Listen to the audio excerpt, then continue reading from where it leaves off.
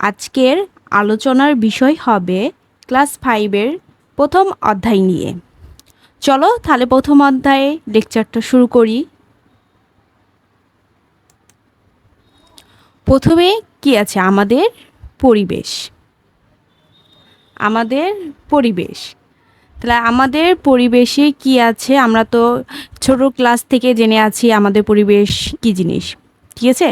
তাহলে আমরা এখন জানবো হলো জীব ও জড়বস্তুর মধ্যকার সম্পর্ক। পরিবেশের উপাদানগুলোকে আমরা জীব ও জড় এই দুই ভাগে ভাগ করি।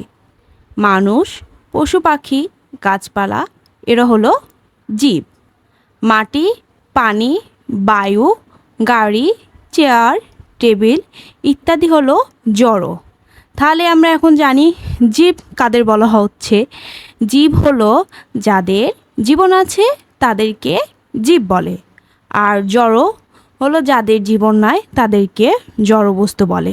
এখানে দেখো যে মানুষ, পশু পাখি, গাছপালা এরা হলো জীব, কারণ এদের সবারই জীবন আছে, এর জন্য আমরা এগুলোকে জীব বলে থাকি। আবার এখানে দেখো মাটি, পানি, বায়ু, গাড়ি, চেয়ার, টেবিল এদের কারোর জীবন নাই। দেখো এদের কি জীবন আছে? বলো, জীবন নাই, এর জন্য এগুলোকে কি বলা হয়? জড়বস্তু, ঠিক আছে? তাহলে এখানে আমরা নিচে চিত্রে দেখি, এই যে এই জায়গায় চিত্রে দেখো কি কি আছে। এখানে আছে গাছ, এখানে আছে কি গরু, এখানে আছে কি আরেকটি গরু, এখানে আছে পানি, এখানে আকাশ। তাহলে এদের মধ্যে কোনটা জড়? আমরা আগেই বলেছি জড়বস্তু হলো যাদের জীবন নেই। এখানে কাদের জীবন নেই? এই যে পানি আছে, এই পানির জীবন নাই।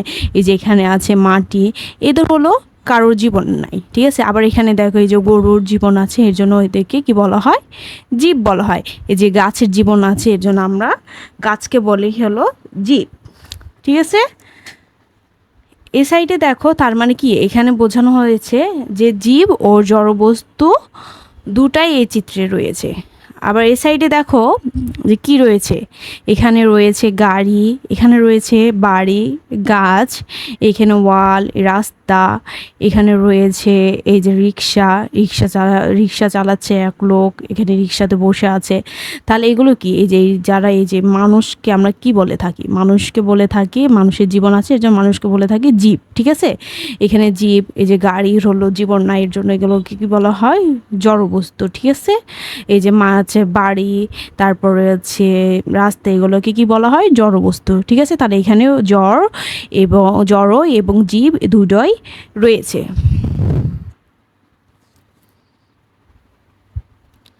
তাহলে প্রশ্ন এখানে বলছে জীব কিভাবে জড়ের উপর নির্ভরশীল, ঠিক আছে? কি বলেছে দেখো যে সূর্যের আলো ও বায়ু জীব না জড় বস্তু।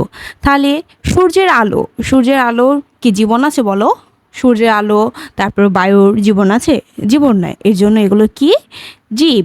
জীব না, এগুলো হবে জড়, ঠিক আছে?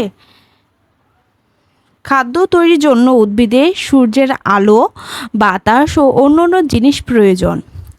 দেখো উদ্ভিদ যখন খাবার তৈরি করে, ঠিক আছে, আমরা কি যখন কার্বন ডাই অক্সাইড ছাড়ি, হ্যাঁ, আমাদের নিঃশ্বাসের মাধ্যমে যেটা আমরা কার্বন ডাই অক্সাইড ছাড়ি, সেই অক্সাইড আর সূর্যের আলো, ঠিক আছে, আর বাতাস, এগুলো নিয়ে সে কি করে?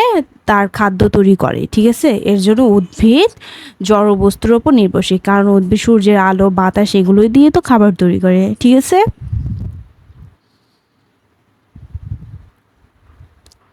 এবার মানুষ কীভাবে জড়বস্তুর ওপর নির্ভরশীল এবার আমরা জানবো, ঠিক আছে? বেঁচে থাকার জন্য মানুষ বিভিন্ন জড়বস্তুর ওপর নির্ভর করে।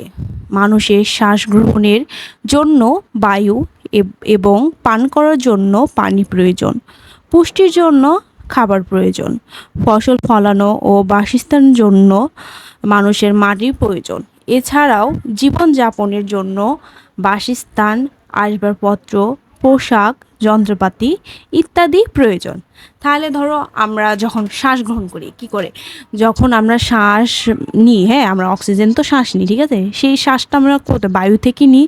তাহলে বায়ু কি একটা জড়বস্তু, তাহলে জড়বস্তু থেকে আমরা কি শ্বাসটা নিই, এটা জড়বস্তুর কাছ থেকে। আবার আমরা পানি পান করি, ঠিক আছে, এটা কি পানি হলো এক ধরনের জড়বস্তু, কারণ পানির জীবন নয়, তাহলে পানি থেকে কি করছি আমরা, আমরা হচ্ছে পান করছি পানি, ঠিক আছে। পুষ্টির জন্য খাবার প্রয়োজন, পুষ্টির জন্য বিভিন্ন খাবার আমরা খেয়ে থাকি, সেগুলো কিন্তু জড় থেকে খেয়ে থাকি, ঠিক আছে। জড়ের সাহায্যে উদ্ভিদ খাদ্য তৈরি করে, সেই খাদ্য আবার আমরা খেয়ে থাকি। তার মানে কি বোঝাচ্ছে, আমরা হলো জড় বস্তু থেকে খাবার পেয়ে থাকি, ঠিক আছে। ফসল ফলানো, বাসস্থান, আমরা যে মাটিতে বাড়ি করি, হ্যাঁ যে ইট এগুলো সিমেন্ট এগুলো দিয়ে বাড়ি করি না, সেগুলো কি হয় আমাদের হচ্ছে তোমার হচ্ছে জড়বস্তু থেকে, সেখান থেকে নিয়ে আমরা হচ্ছে বাসস্থান তৈরি করি, ঠিক আছে। এছাড়াও জীবনযাপনের জন্য বাসস্থান, আসবাবপত্র, পোশাক, যন্ত্রপাতি ইত্যাদি প্রয়োজন। পোশাক কি একটা জড়বস্তু থেকে তৈরি হয়, আসবাবপত্র ধরো আমরা কাঠ, তারপরে মাটি এগুলো দিয়ে অনেকগুলো আসবাবপত্র বানাই না, যেরকম হাঁড়ি পাতিল এগুলো বানাই না, তার মানে কি আমাদের এগুলো কোথায় থেকে আসছে, জড়বস্তু থেকে আসছে, ঠিক আছে। এই চিত্রে দেখো যে এই যে এখানে অনেক বড় একটা বিল্ডিং আছে, ঠিক আছে। এই যে সূর্য, আবার এই যে গাড়ি, এখানে এখানে রাস্তা, রিক্সা, এখানে পানি, এই যে এখানে হচ্ছে সবুজ ঘাস, ঠিক আছে, এখানে গাছ, সবগুলো কি জড় বস্তুর থেকে জড় এবং হচ্ছে জীব দুটাই রয়েছে এখানে। এবং মানুষ কিভাবে জড় বস্তুর ওপর নির্ভর করে, এই যে এখানে এগুলো চিত্র দেখলে বোঝা যাচ্ছে, ঠিক আছে।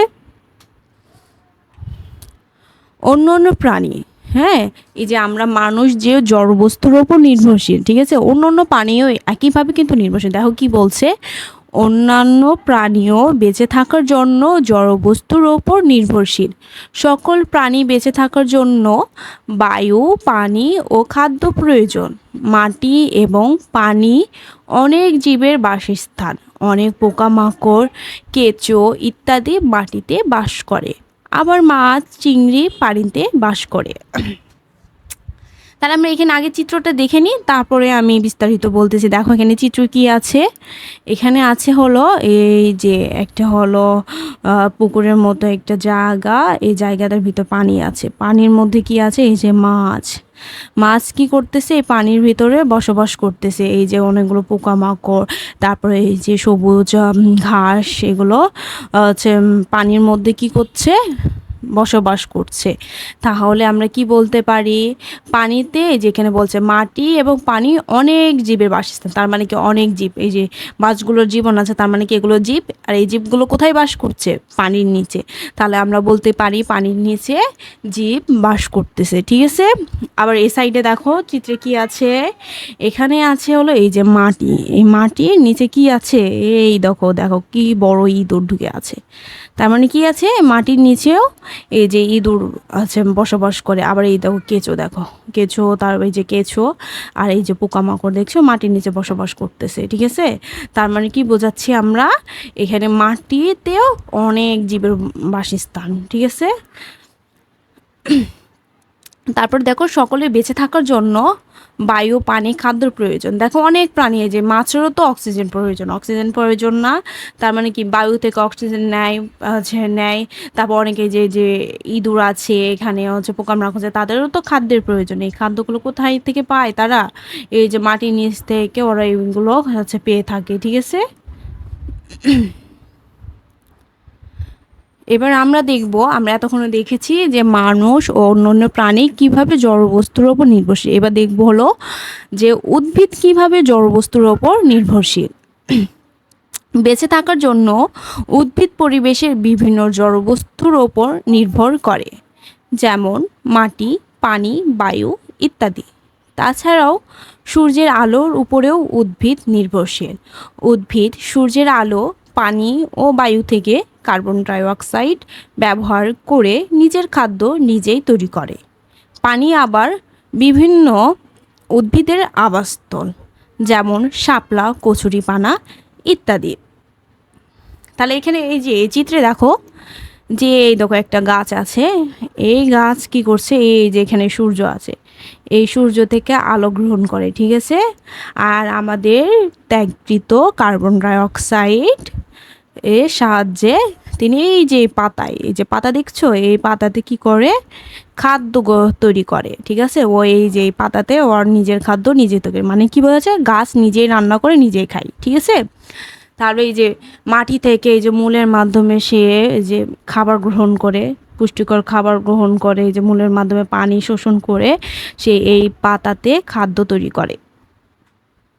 আর এই যে গাছের ত্যাগকৃত অক্সিজেন কি করি আমরা গ্রহণ করি।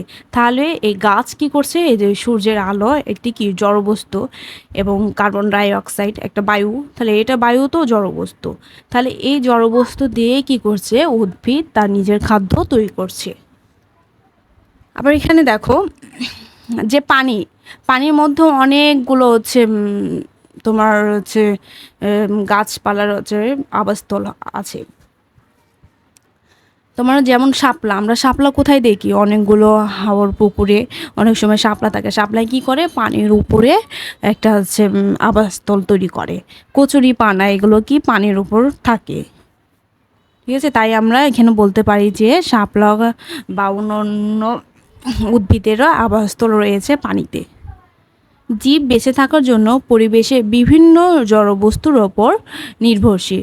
কোনো স্থানের সকল জীব ও জড় এবং তাদের মধ্যকার পারস্পরিক ক্রিয়াই হলো ওই স্থানের বাস্তুসংস্থান।